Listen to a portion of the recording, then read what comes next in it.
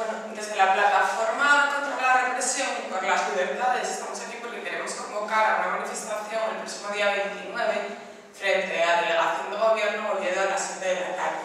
Convocamos a esta movilización porque creemos que solamente mediante la movilización popular vamos a conseguir frenar la represión sistémica contra toda protesta popular, ¿no? Y en este sentido queremos anunciar y apuntar los casos que se van a tratar este día 29.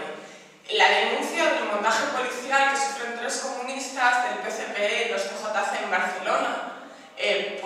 a los que el 1 de diciembre se les va a juzgar mediante un montaje policial, les imputan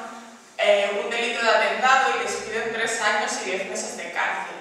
En este sentido, ya vivimos en Asturias un caso similar, donde a 5 militantes también del PCP nos llevaron a la Audiencia Nacional y nos acusaron de terrorismo. En la Audiencia Nacional también van a juzgar al compañero nacionalista Berto el 20 de diciembre, donde por simplemente salirse de los estrechos márgenes que el sistema permite para el pensamiento único, le acusan del enaltecimiento del terrorismo.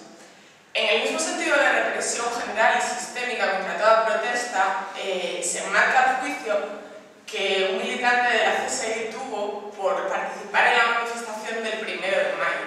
o los 4 años que le piden a Violeta y a su madre por haber participado en una protesta contra Vicente Álvarez Areces en la Semana Negra. Misma represión política supone la suspensión del Día de la Mocedad Revolucionaria,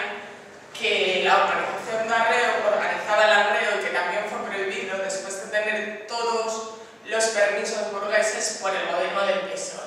Y la misma represión, la que ayer mismo sufrimos en la universidad, cuando